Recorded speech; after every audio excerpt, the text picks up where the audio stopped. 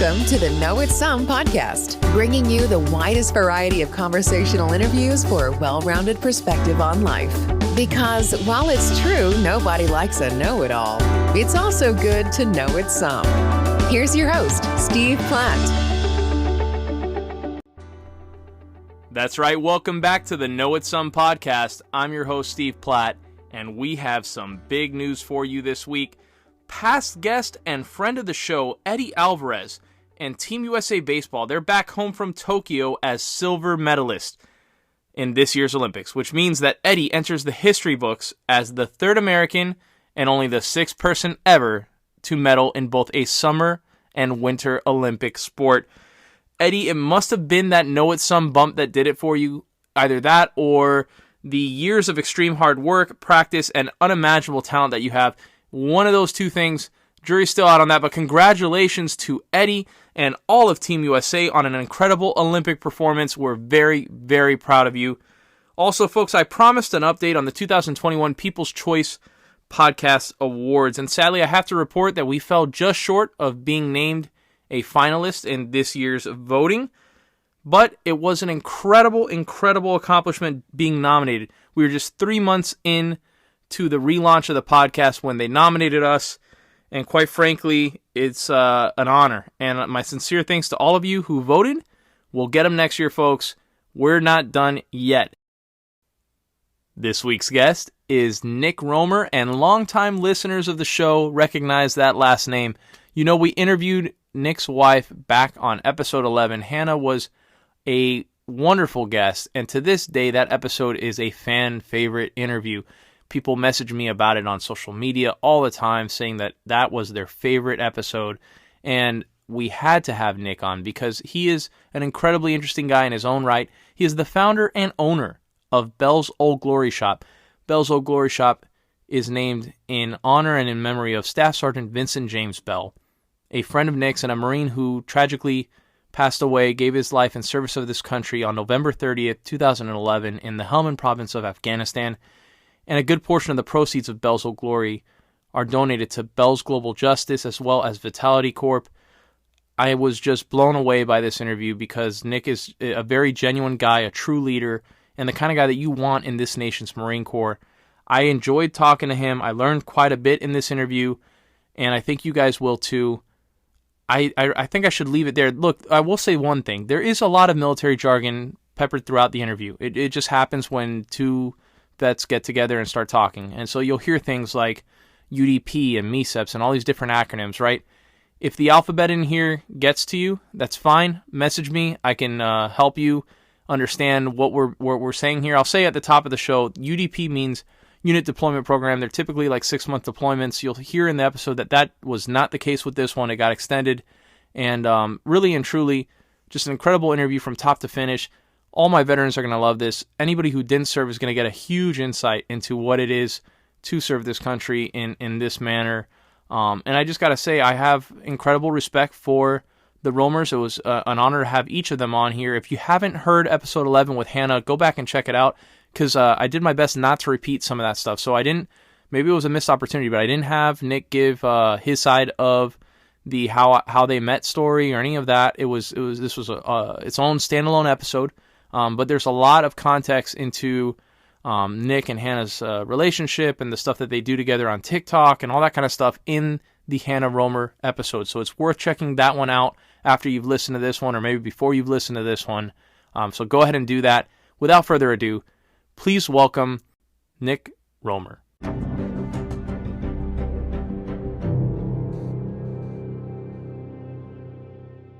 Hey, Nick, how you doing? Welcome to the Know It Some podcast. Hey, thanks for having me. I really appreciate the invite. No, absolutely. And, it's really an honor to have you on here. I know we interviewed Hannah a few episodes back, and I told her I definitely wanted to have you on here to hear your story because you each have very unique stories. I know that even though you're a Texas A&M graduate, you are a former Roll Tide Alabama fan. Is that where you grew up, down there in the Alabama area? Yeah, I grew up in Andalusia, Alabama. And I mean, you didn't really have to know anything about football. It was just like pick a side. And yeah, my buddies went for Alabama. So I was like, yep, I'm Alabama too then. You just got to choose that or Auburn, I guess, when you grow up there. Yeah, it's funny because my mom picked Auburn because she liked the colors. Well, I can't falter on that because as a Gator, orange and blue are particular to me. Yep, chomp, so chomp.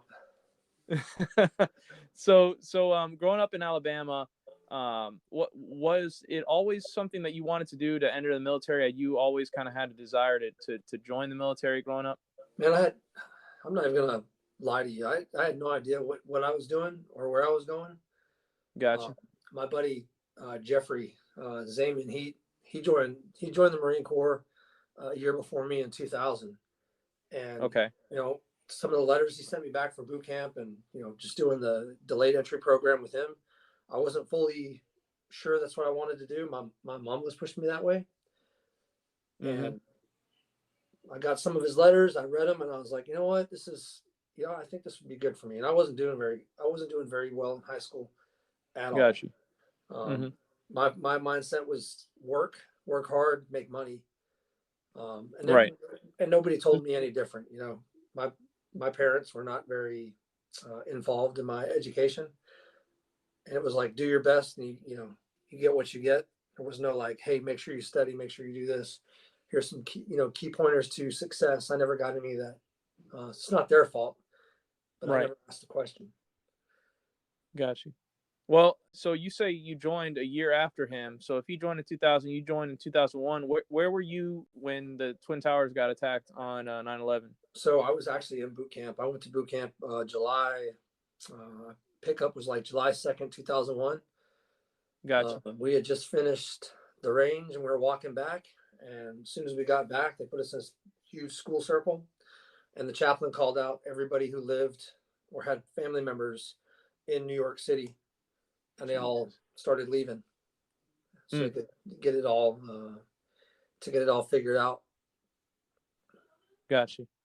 Yeah, that's craziness. That's absolute crazy. So you basically joined right before this gear up for wartime. Yeah, it was peacetime, man. It was peacetime. So now you're in a wartime Marine Corps that you didn't necessarily expect when you took the oath of enlistment.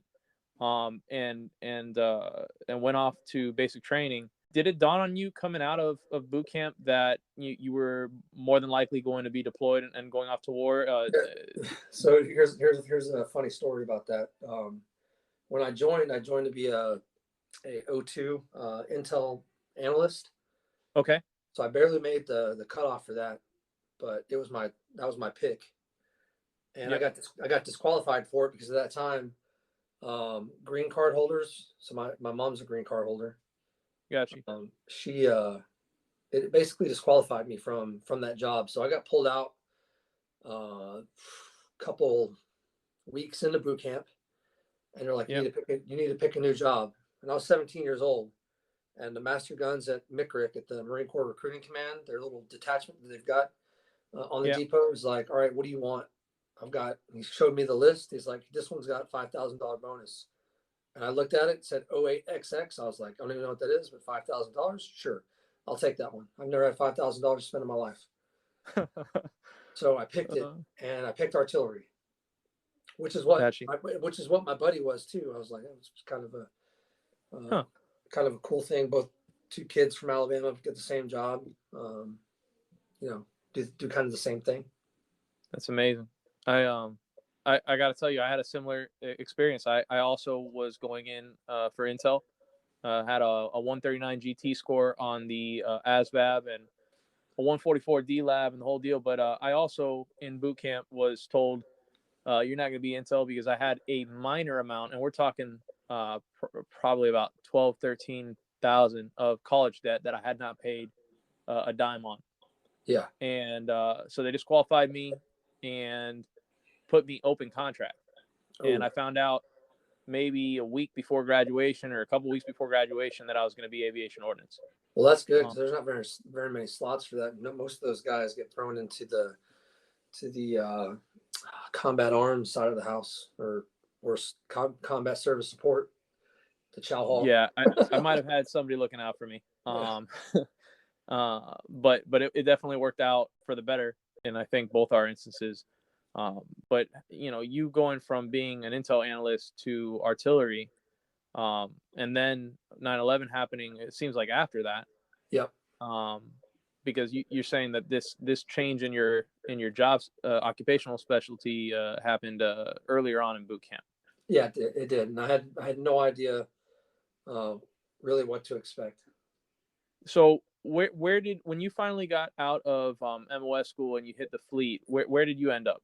So at the end of MOS school, we got our assignments, and I was assigned to Battery G, 2nd Battalion, 11th Marines in Camp Pendleton, California. Okay. So you fly out to California, you join your unit.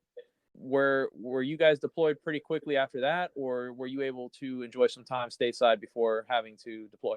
I enjoyed enough of stateside to hit 29 Palms and do some training. Then we immediately hit the 31st MEU on a UDP. Okay. When I was a Lance Corporal. So I've been in the fleet for about a year. Got you. So there's a little bit of time there to get used to what was going on. But it was really, I mean, the pace in that community is always high tempo. And I learned that right out of the gate. I mean, we're always in the field, always doing maintenance, always this vicious cycle. But I'd probably say about 2 weeks out of the month in the field, quotation marks, either in the backyard doing like dry fire missions and placing the howitzer, picking everything up and just training that way, or actually going out to the field to sling rounds.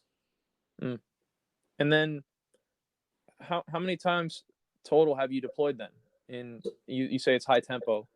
So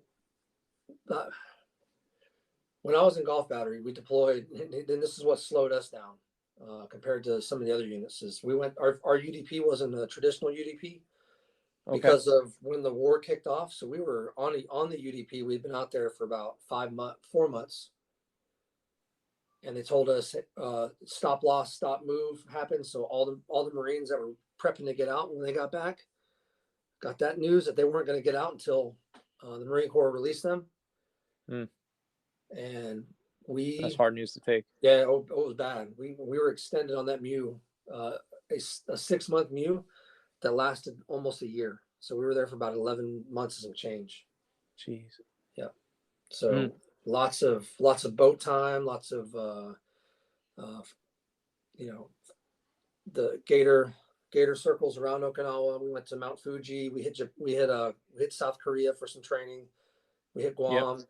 I mean, it was just this big. We were just floating around everywhere. Probably the coolest part of that deployment, other than being the bench warmers for the Marine Corps for the Pacific, was we got to go to Iwo Jima and do that kind of tour and see what the Marine, and this, like, as the war is kicking off, we're experiencing the aftermath and what happened in World War II. That puts things in perspective for sure. Oh yeah. It's funny, like if you go to Okinawa now and you see the American bases everywhere and you go out into town, into Naha and everything, it's hard to imagine, or it's hard to really grasp what Okinawa was like for the Marines in World War II. It's night and day. You wouldn't even be able to pay. You'd have to look at pictures. You wouldn't even be able to tell. No, it's unrecognizable. When you were at Iwo Jima, were you able to get a sense for what it might have been like? Was there like an eerie sense of I don't know, like, is there a presence there that you felt when you were at Iwo Jima? Yeah, as soon as we got off the amphibious assault vehicles, just like they did, and hit the beach, it was like, wow. Jeez. The black sulfur sand, the smell, I mean, it, like, all of it was just like, wow, just really had at least on me, it had a huge impact. And then walking to the top and seeing all the dog tags and the memorial, looking over the side at one of the craters from one of the bombs that was dropped in the softening of the island. It was like one of the pieces that put together naval gunfire is not very it's not very effective on flat land. It's the trajectory that kills them. So although they did burn out all the cover and concealment, they still managed to keep their spots hidden fairly well. Yeah. Yeah, no, it's a nightmare to walk into that kind of scenario. It's Yeah. amazing what they face. The advantage that the Japanese had there with that terrain is, I mean, it's hard to really put words to it. Now, I've read about those things. I've seen it in movies like a lot of civilians have, but to experience it is something different. You experienced firsthand a combat zone and war because you were deployed to Iraq. I don't recall, were you ever deployed to Afghanistan? Yeah, I went to Afghanistan twice with HIMARS. So you've been to both Iraq and Afghanistan. Yep. A lot of my listeners, I have some veterans, but a lot of my listeners have never served, or if they've served peacetime, haven't deployed. What was it like the first time you were heading over there? What was the mood like among your unit? For the civilian that's listening, when you know that you're heading over into an area where there's active combat. So here's another great curveball, much like the MOS curveball. We had trained, for almost just over 2 years to be a cannon battery, and we were told last minute that we weren't taking cannons with us, that we were going to go as a provisional rifle company.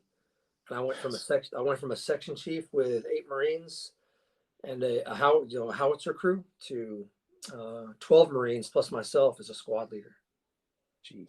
Yeah. So we one of the few that have really enacted like that. Every Marine is a rifleman piece. Oh yeah. Yeah. That was, they would tell us that in basic training and in combat training and so on and so forth. But you could hear something a million times, but until you experience it, it doesn't sink in. Right. So, it just doesn't impact the same. Yeah. It really doesn't. They tell you, well, Marine Corps band members have taken up rifles in the past when necessary and so on and so forth. And you're going, yeah, but I mean, what are the odds, right? Like, and so you were in that situation where now you are living that every Marine's a rifleman thing. How long have you been in the Marine Corps? What was your rank when you went over there? So I was a sergeant. I'd been in the Marine Corps for three years and some change. Wow. I was, 20 years old. Jesus. I wasn't even old enough to drink, but I was old enough to lead, a squad of Marines into combat. Now, later during this conversation, I wanted to bring up Bell's Old Glory, but I wanted to bring up Vincent just because a lot of people see the work that you do on TikTok. They see the woodworking business, but they might not know the origins. Could you tell me a little bit about Vincent? Was he on that deployment? He was in a different battery than I was. If I remember right, he was in Kilo, which was just down the line from us. And our paths have crossed a lot of times. We spent most of our time together at MOS school, boot camp at the same time, MOS school at the same time. Cross paths in the fleet. We weren't in the same battery, but I mean, we were always talking. Mm-hmm. And so he went over there with you to Iraq. Was he also in the same situation as you, where he was made to pick up a rifle and no longer a cannon company? Yep. So our whole battalion did that, which was really uncommon because the whole battalion deployed as one. Did they give you a speech or anything like that? Like I've seen videos of people like before Fallujah, kind of like rallying the troops. Was there one of this like, guys, this is gonna be something we're gonna go in there. It's gonna be tough, but we got this. We're Marines, kind of a deal. Yeah. So our CO and our battery gunning first sergeant, they all talked to us. They all gave us the time is coming. But the piece that's missing here is that most of our deployment was spent between Camp Madiasis and New Kaib, between there and Saudi Arabia on the RR border. We're just doing patrols, base security, just the basic things that you do in a fob. Gotcha.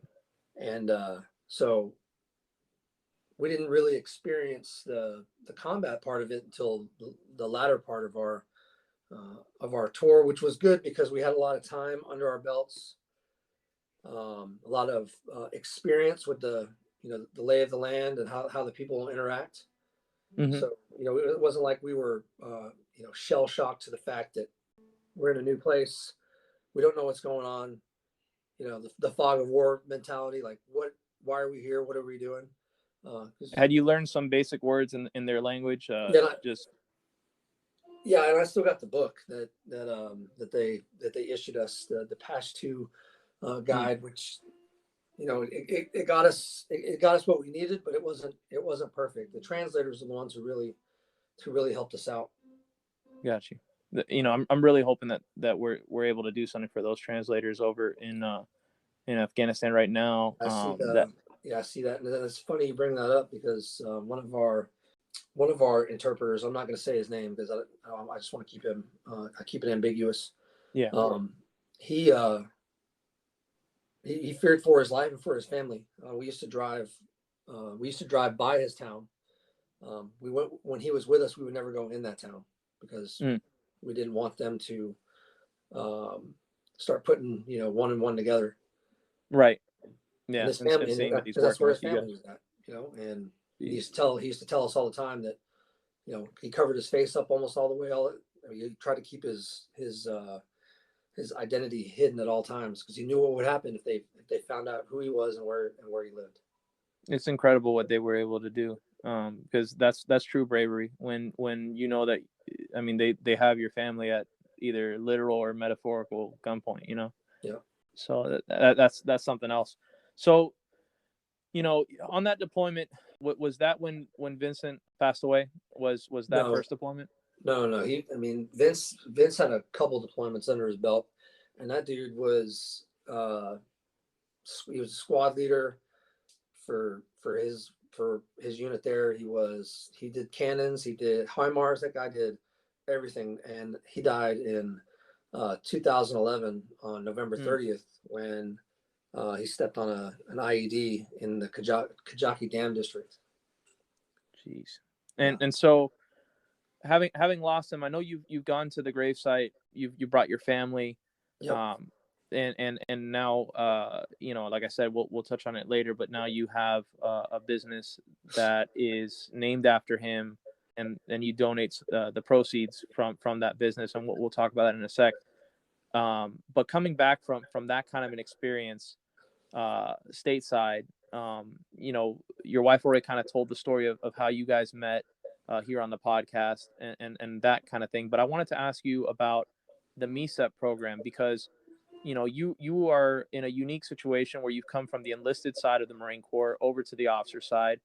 For folks that are unfamiliar, the MECEP program stands for Marine Enlisted Commissioning Education Program. What was that process like? I'm assuming that when you enlisted, you had never even dreamed of doing something like that. So when I was a sergeant, after we came back from Iraq, I wanted to do it, but nobody could tell me how to do it. So I was lost, and I was also at that that pivotal time where I needed to make a decision on a special duty, and the battery transferred me to the artillery training school where I taught cannon instruction. So taught section chiefs, taught local security, taught machine gunners courses. So we used to run our own machine gun ranges, and get people card certified safety certified for the artillery side of it. So there was not an MOS producing school, but it covered everything, and gave them the tools that they would need to train their Marines to be efficient and all of those things. Incredible. And at that point, talking to two of my, two of the people I trust the most, Master Sergeant Davey Cadd and Master Sergeant Chris McNeely. Chris McNeely was an MSG, some Marine security guard, and Davey Cadd was a drill instructor. And I was just back and forth between those two. And I slapped the table on DI, and I'm glad I did. So I taught ATS for, almost, it was about a year and some change. Right. And I hit the depot in 2006 as a brand new drill instructor. And so you were a drill instructor over at Marine Corps Recruit Depot, San Diego, correct? That's correct. All righty. And just like Hannah, I'm a Parris Island Marine, so I'm not too familiar with the depot over there. But I would imagine that was quite the experience. And during that tough time is when you met your wife. And then when did you decide to take the step to apply for the MECEP program? So that wasn't until and I was a gunny. I was a gunnery sergeant. Wow. I got selected just after I applied for the Assistant Marine Officer Instructor program, excuse me. Mm-hmm. And that's just another hidden gem in the Marine Corps, where you go serve at a 4-year university for an NROTC program as a senior enlisted advisor to the professor of naval science, which could be a colonel or a Navy captain. So wow. So I did that, and I got Boston University. So, and the thing with the AMOI package is you start off your first summer at OCS as a sergeant instructor. Wow. So I got there, and I talked to a lot of people, and I figured a lot of things out for myself. And then it's crazy, a MAR admin popped up one day, as like they do. It's pretty systematic, but I looked at it, and I was still, I qualified for everything but the age. And then I read the fine print, and age waivers were accepted. So I put my package in. Right. And it's funny because I did not get selected on the first board because they didn't compute my college credits correctly. So I reapplied and got it. And I was like, oh, this is gonna be piece of cake. And I got there, and it wasn't. Although I knew everything. I knew the POI. I knew what to expect. The surprise was gone. I still did not know, what it was going to do to my body. And I went there 210 pounds, and I came out 185 pounds. Would you say that physically that experience was more difficult, especially considering that you were more advanced in age than you were when you hit boot camp? Would you say that was more difficult than going through Marine Corps boot camp? It was, and I think Hannah and I talked about this on one of her TikTok deals. The differences between Marine Corps recruit training and then the period of instruction for officer candidates. And I think the physical fitness levels are more demanding. If you compared PFT scores between the depot and between OCS, the OCS scores are going to be higher. The attrition rate for OCS is going to be higher than the attrition rate at MCRD San Diego. So that's another big difference. And then one of the last significant differences is at OCS, the students they have an equivalent billet system to the permanent staff. So the first sergeant has an equivalent as a candidate who is the candidate company first sergeant. So they work together to pass the word to the other billet holders to run the company. So although the sergeant instructors are there to provide the stress, those students are the ones that are hitting timelines, making decisions, getting blasted for making the wrong decisions. And they rotate, and everybody gets an opportunity to do it. Because they're what they're doing is they're assessing the candidates for leadership potential. Like, do they have the ability to lead? Gotcha. Whereas recruit training, they're training them to become basically trained Marines. Yeah. I mean, there are small leadership opportunities here and there, but it's very, very limited. Right. What a guide or a squad leader is really able to do. Right, and it's not. And we all know that the guide and squad leader, they're given tasks usually towards the end of the POI to give them the opportunity to do it, but not everybody gets to rotate through that. No, not at all. So let me ask you, having applied later on, being over what the typical age was, how old were you when you first stepped foot into a Texas A&M classroom? Oh, damn, you're putting math in public. Well, roughly. I mean, were you already 30? I was like 32, I think. Okay. Yeah. So I'm assuming the other students all look like kids. Oh yeah, I'll put it this way. I got called out doing a presentation in front of the class. This girl was like, "How old is that guy?" And it's funny because there was a veteran sitting next to her, and there was a female veteran, and she told her to shut up. That's some funny stuff. Have some respect, yeah. So you made it all the way on the enlisted side of the rankings, all the way up to E8, correct? Yeah, so I made it to Master Sergeant, and the subscript on that one is, it was a non-competitive promotion. Like in my heart, I know that I would have gotten anyway. Right. But on the MESAP side, most people who join that program will gain one rank towards the end. So if you go as a sergeant, you'll probably pick up staff sergeant before you commission. And in my case, it was Master Sergeant, a whopping 10 days before I picked up second lieutenant. That's incredible. Before my commission. So going from being a gunnery sergeant, master sergeant, and then to second lieutenant, that's got to be a bit daunting, I would imagine.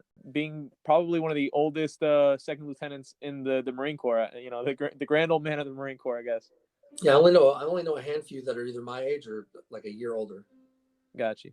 And but it gives you a different perspective, I think, than, I've always, and I know it's a common thing, I'm not special in having this take, but I've always had a greater appreciation for officers that had served as enlisted, the Mustang officers. I just felt like, having had that experience and knowing what it's like to be where the rubber meets the road, I felt like they were in a better position to understand, to empathize, to make decisions, and to lead. But that's not to say that there were not officers who just commissioned straight out of school that were not great officers. I experienced that as well.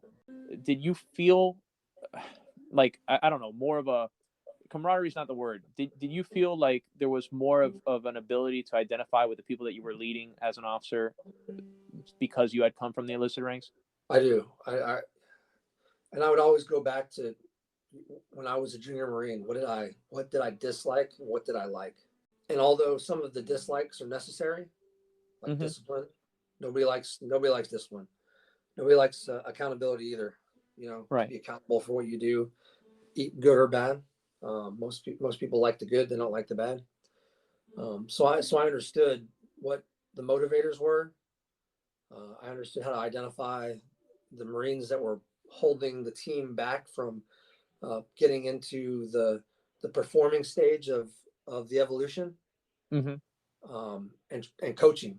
I think that what MESEPs bring to the table in the fleet is a higher level, a higher ability to coach and mentor the Marines. The thing that we are all bad at is including the staff NCOs in that. Yeah, and I think you guys understand the psychology of it more than maybe somebody that hasn't walked in those shoes or put on those boots, if you will. Yeah. And it's got to probably be something that's maybe a little hard to communicate to other officers that have not experienced the enlisted side of things. It is. Hey, sir, that's not going to work because of this, or you might want to consider, this other aspect because I've been there. Yeah. I think another thing to note is, with the coaching side is, keeping everybody included in it and being able to just get people to do what you want. And part of that is putting everything on the table. A lot of brand new officers, like, I've got to be perfect. They can't see a flaw in anything that I do. Right. But they'll see right there. They always see right through it. So it's just back to come out in front, you tell your story, and then along the way, like, you know what? Yeah, I made this mistake too. So I know exactly what you're going through, and connect. So there's an ability to connect from experiences when you were, a lance corporal or a corporal, because we can all be honest with that one. That is the first enlistment is the hardest part of the Marine Corps. First enlistment. If you get past that, then you're golden. Yeah, I found, with a little bit of leadership that I was able to do in my time, starting as a Lance Corporal and then into the NCO ranks, you get little pieces of leadership, right? You're leading a small amount of people, but you still have that experience. And I'll tell you, I felt like you did, right? Where I could connect often and say, look, I've made those mistakes, or I've been there, or I understand where you're coming from. I think the only thing that truly frustrated me as a leader was if you ever had a Marine that would lie to you. If somebody lies to you, that's different than making a mistake. That's different than having struggles, whether it be with a PFT or this or that. Trust is paramount. So that's always a tough situation if you have a Marine that decides to try to get one over on a leader. Yep. There's not much you can do for that. I know that for you've kind of gained the trust of your Marines to the point where it seems like they were really sad to see you go from this last duty station in Yuma. Is that something that's important to you as a leader, the building of trust, and being able to trust the staff NCOs and NCOs under your charge? It is. Yeah, 100%. You got to trust them. Awesome. They've got to trust you. Gotcha. But something that goes along with that is accountability and responsibility. They're responsible for doing their stuff, but they're accountable to me, just like I'm accountable to the commanding officer to lead them in the right way and build them as a team and accomplish the mission.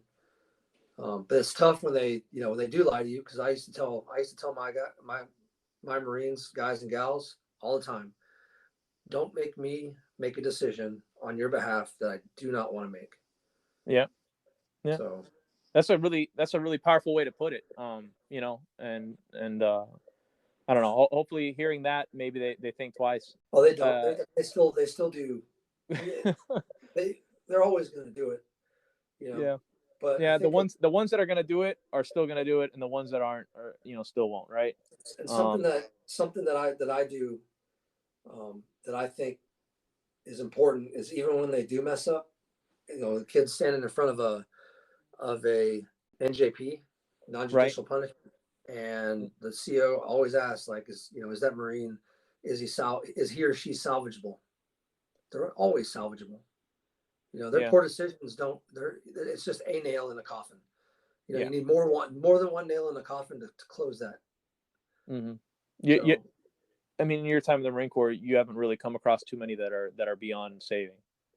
No, they're all salvageable, but it's always up to them to figure that one out. Because if they do not own it and they do not try to improve, then then they keep going down that path. It all ends the same. Yeah. So let me ask you: the general public sees a Marine, especially, I mean, yourself. You seem to hold yourself to high physical standards. The height and weight standards. You're definitely an in-shape Marine, right? But they don't see the physical toll that being a Marine can take on somebody, the emotional, the mental toll that being a Marine can take on somebody. I hope you don't mind my sharing with the listeners, but you had to have hearing aids at a relatively young age compared to the civilian population, correct? Oh yeah. Yeah. So if you don't mind, share with the listeners a little bit about kind of the kind of stuff that you have to face as a United States Marine that maybe the average civilian wouldn't have to face, some of the challenges. So there are physical challenges, mental challenges, and again, it just depends on where you're at in that cycle of with your job and the deployments. My cycle just happened to be artillery, moving to UDPs and combat deployments. And it's really, we talk about earplugs, wearing them in training and wearing them all the time to protect your hearing. The hearing conservation program, it's really hard when you have to hear what's going on around you. Yep. So it's not practical to necessarily have them in all the time. Right. So, there are times where there are sacrifices that have to be made, and usually your body is one of those sacrifices. Another piece of that's the physical side of it, lifting 100-pound rounds, hundreds at a time. moving them from one gun to another, doing resupplies. It is, it all takes its toll. And it's like you're cashing in little pieces of yourself to accomplish the mission, and at some point, there's not a lot left to give. Yeah. Well, you hit the nail on the head there. Now you're in school again, right? So you graduated from Texas A&M. That must have been an absolutely incredible feeling. You mentioned earlier that you might not have been the best student in high school, and yet here you are, graduating from a very prestigious university, and now you're in school again. Could you share with the listeners a little bit about what you're doing right now over there in Monterey? Well, let me start off from high school. Brother, I failed math in the 12th grade. My recruiter had a heart attack because I might not have shipped on time, but I had to go to summer school. I put working and making money in front of education, like I said before, and that was a very poor decision on my part. I never thought that I would ever get an undergraduate. And when I graduated from Texas A&M University, I did not graduate with honors, but I graduated, and I never thought that I would do that. I never thought I would do that. Congratulations on that, man. That's really an accomplishment. It had to probably have been a pretty emotional day for you, being able to wear the cap and gown and get your Aggie ring and all that kind of stuff must have been emotional. That was crazy. And what made it even more, what made it more perfect was that, my wife Hannah she walked the stage, and I'll just throw this shameless plug out there. She was magna cum laude. Like, that woman is beyond talented. That's amazing. So in our house, like the senior ribbons always go, they always go higher, well, in our house, her graduation certificate hangs above mine because she earned that spot. So being at the Naval Postgraduate School is it's just another gut check. Like, wow. I used to tell myself all the time, like, you're not good enough to do this. And I've stopped telling myself that because obviously, I'm not the smartest guy in the world, but I guess the amount of effort and dedication that I put into it, A for effort, is enough. And people see that, and they want to see me succeed. And I built a lot of great relationships since, I'm same age as a lot of the professors. So it's been great. You've made a lot of smart decisions. You say not the smartest guy in the world. You made a hell of a lot of smart decisions along the way. I do this weird thing now where, the guys that I look up to, the ones that have coached me in the past, I listen to them. Yeah. I listen to what they say and I apply it. And man, it took me a long time to learn that lesson. There are a lot of folks that were trying to reach me when I was a lot younger that I did not listen to, and Lord knows where I'd be had I listened. But at a certain point, it clicks, and it does. And it seems like it clicked for you, like it did for me, and it's working out for you really well. And honestly, I'm not blowing smoke up your skirt when I say this. When I see the stuff that you and your wife are doing in raising those two kids, and your journeys throughout education, throughout the Marine Corps, and how much you guys give back. And I don't just mean give back monetarily like you do with Bells Old Glory, with your time, the way that Hannah does with the organizations that she's a part of. Oh, yeah. But just in answering questions, of random strangers that have questions and need guidance or advice. You guys do a lot of that in the content that I see on social media. And it sets an example because having served with your wife and having heard a lot about you, I've kind of grown to, and my wife as well, to kind of look up to you guys. And we see, some of the stuff you guys post about raising your kids and the decisions that you've had to make. And like I said, now I got a 13-month-old daughter, and there's a lot of I don't know, you guys are a role model really to a lot of Marines, not just the ones that are directly under your charge. So I just got to say thank you for setting that example, because I know it isn't easy. I know, a lot of times, it's tough to do what you guys do. And I know that the road hasn't always been smooth for you guys with deployments and moves across the country multiple times, but you guys have made it happen, and it's really, really impressive. I just got to say thanks. I appreciate that, man. Yeah. So Bell's Old Glory, tell me a little bit about Bell's Old Glory, named after Vincent Bell, who you mentioned earlier. Yep. Tell me a little bit about what you do there. So it started off, I was having a lot of trouble processing, losing a great friend, and just it hit me hard. And you ask a lot of guys who've lost more in combat. I know a couple guys who have lost several friends, several Marines who go through the same thing. And I think the one thing that helps with this is finding a positive way to close the loop on everything. And somebody asked me to make a flag for the Texas A&M club and on campus. It's like the bar they have.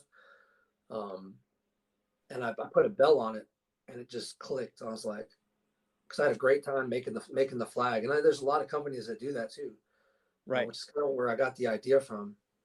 And I was like, well, maybe I can help by giving back to the community and telling the story, and it all connected with that and with Vince's family, with London, and her nonprofit organization.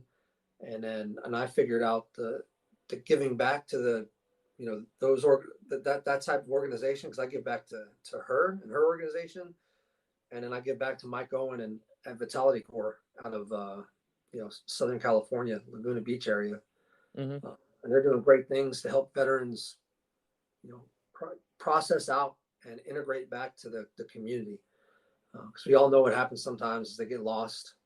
The homeless rates in America are nuts. California being probably one of the worst. The veterans with just issues that they just don't know how to deal with.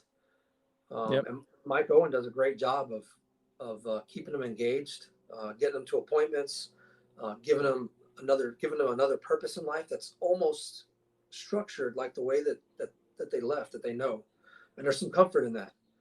And Bell's Old Glory Shop has changed into this. I hate calling it a company, because it's not really a company, because it's just a platform that helps people who have served tell their stories through the shadow box. Some people have a really hard time telling others what they've done, and it's like a book that they hang on their wall, because their kids, their friends, their family might ask, like, well, what are those ribbons? And they're like, oh, let me tell you about that one. I got that one when we were doing this, and it helps them close their loops. Yeah. Because if you've ever talked to a psychologist, that's where they want to get you, right? They want to get you to be able to talk about those things and normalize those things, and accept them. Like, yes, that was bad. I know that situation was horrible and some bad things happened. I know that. I accept that, and I put it in a little box. A little imaginary box. That's what my witch doctor, my psychologist told me. Put it in a box, and you take it out. You take it out when you want to take it out. But if you take it out, you've got to talk all the way through it. Yeah. And they can do that through the shadow boxes. They can see it all. They can see their units. They can see their awards. They can see their uniform. Everything. It's right there. That's powerful. To even think about that. It gives them an opportunity to have a place for it, to have a time for it, to be able to share it with others, but also to be able to continue to live their lives. I can't even imagine, because I even though I served over in Afghanistan, I didn't see half of what most people do when they serve in wartime. I can't imagine having to live and cope with some of the things that folks deal with. But no matter what you've dealt with, no matter what the trauma is, if you're struggling with PTSD, or if you're struggling with transitioning to the civilian way of doing things after leaving the military, and you feel alone, how do you get civilians who had served, veterans, who understand that even though they're out of the military doesn't mean that they're alone, or that they don't have a place to turn to? Because I've lost somebody to their own demons, and you always wonder if you could have done more, but I don't know. It feels like they don't really open up and share with you that they're even struggling. And so if you don't know that they're struggling, it's hard to help. Yeah. If somebody's listening to this right now, if there's a veteran listening to this right now that maybe is struggling and for whatever reason is afraid to seek out a therapist or to admit that they have a problem, is there a message that you would have for them if maybe they're afraid of the stigma of mental health? Yeah. I put my phone number on the website. I put my phone number in my emails, and I've had people call to talk. And that another factor of of the outreach that we have is that, I mean, we have the ability to help change some points of view with our perspective and our experiences. And I think the problem is with the organizations like 22 a day and all that, is a lot of the time we'll call them and try to help them when they're in trouble instead of getting in front of it. Yeah. And just reactive instead of proactive. Right. And just keeping up with what's going on with people, because we lose touch with it. We lose touch with everyone. Yeah. You move a couple times, phone numbers change. It's hard. But I think we have the added benefit and the added advantage with social media. And my wife Hannah, her TikTok account has blown up. I've seen that. Yeah. Blown up. And most of the stuff that she provides is for military families, telling her story of the things that she struggled with, telling my story. Mm-hmm. Telling my story has helped me, in my journey. And I have no idea how many people that she has helped through her TikTok account. Oh yeah. It's insane. It's a ministry, and it doesn't seem like one, when you're doing especially, you're doing a funny TikTok video, but it's an outlet for a lot of people. And it's also a place to kind of plug in and connect for a lot of people who can say, okay, I see some of myself in that. I'm not alone, and I'm not the only one going through this kind of stuff. It helps remove the stigma, I think, for a lot of military service members and families. It does. And I wish that, the VFWs and the other organizations, American Legions and DAVs and all that. And some of them have updated what they do. But I wish the majority of them would get with the times and change a little bit, change for the good. Change is hard, especially for a lot of old timers who are set in their ways and doing things, and they're happy with, guys showing up to drink at the VFW, on Saturday at 6 p.m. or whatever. But I think there's a lot to gain from, social media accounts. The outreach is incredible, and it's easier for somebody to type what they're feeling than to talk, because when you're typing, you don't get caught up in that emotional moment where the words choke up. Right. Yeah. I hadn't even thought of that. Where can people find you guys on social media? Where can people find you or Bell's Old Glory? So let's start off with the most powerful one, since everybody's got TikTok nowadays. Hannah's her TikTok is Semper Ag. Yep. SEMPERAG. And she's on TikTok, she's on Instagram, and I feel like her platform is probably the most powerful, the one that we have. You can also get a hold of me on Instagram. I have TikTok that is it's not as good. I think we kind of co-use her account. Yeah. But all my stuff is Bell's Old Glory Shop. So BELLSOLDGLORYSHOP. I love long names. Bell's Old Glory Shop on Instagram and TikTok, and then of course make sure you're following Semper Ag on TikTok as well. Nick, the fact that you were able to come from less than ideal circumstances, where you're struggling with academics in high school, and you're able to rise through the ranks of the Marine Corps, overcome some adversity, get your degree, raise a beautiful family, and now be able to give back in so many ways, whether it be through social media, whether it be through lending an ear and your phone number, or through the proceeds from Bell's Old Glory. Folks, if you haven't done so already, please check out Bell's Old Glory. See some of the amazing work that Nick's doing. Nick, thanks for coming on. I appreciate it. And you're definitely welcome back anytime you like to talk or to talk more about some Bell's Old Glory stuff. Okay. Yeah, I appreciate it. And I know the outreach that you have, and I know it's gonna get to a lot of people. Yeah, the whole thing is that we all have different experiences, but deep down we're all the same. And I think everybody gets caught up in their niche, right? And so they know a lot of people like them, but maybe not necessarily people that have lived an entirely different kind of life. And I think the more that we can hear from others and hear a little bit about others' stories, the more we can identify with each other and maybe bring down some of these divides, because the nation is pretty divided right now, and I feel like it helps to hear from other people and recognize ourselves and others. Yep, absolutely. Can I add one more thing? Absolutely.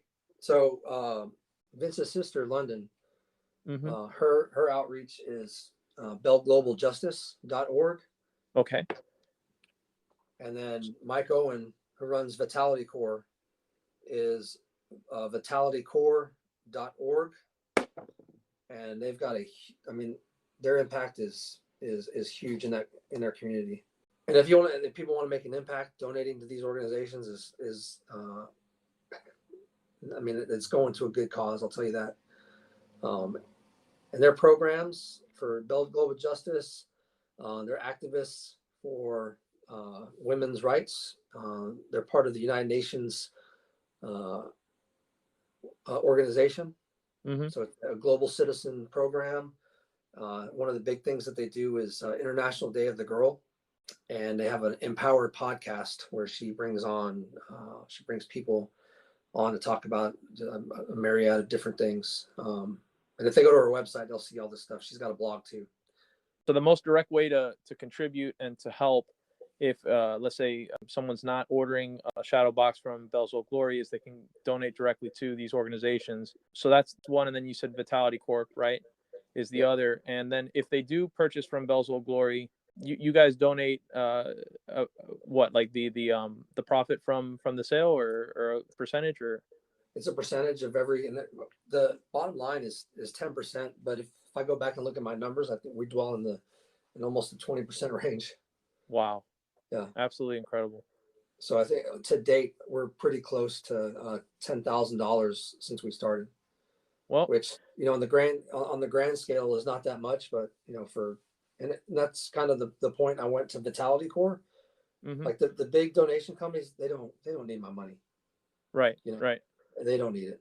The smaller nonprofits, like Vitality Core, their mission statement is pumping life back into the veteran community nationwide. Yeah. And your dollar is going to go further there than if you donate to one of these, like you said, these big companies where a huge chunk gets taken out for advertising and for merchandise and commercials and whatnot. Your money's going to be put to better use, I think, donating to organizations like these two. 100%. I'll have to put it this way: Mike Owen's got his volunteers. They collect cans, and they cash those cans in, and it all goes, like, everything goes into helping the veterans transition out of the military. And it's not just the Marine Corps. Right. Just military as a whole. That's phenomenal, man. I appreciate it. Thank you so much for your time. It definitely means a lot. And folks, go ahead, check out these organizations and donate if you can to help the cause. Nick, thanks for coming on, and we'll talk soon. All right, man. I appreciate it. All right.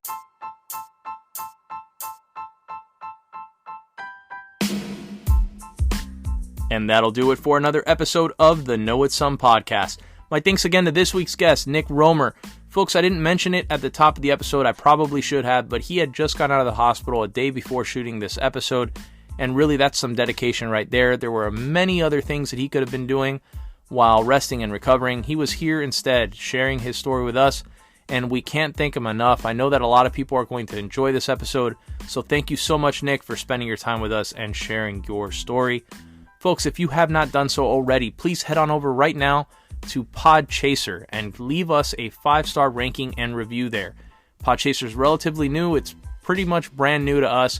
We're just getting off the ground there. We could definitely use a 5-star ranking or review, and that is the best way to support the show at the moment. Of course, we'd always take a review on Apple or iTunes as well, but Podchaser is available to everybody. You don't need to be an Apple user. Head on over there, leave us a ranking and review so that we can continue to bring you interesting guests week in and week out.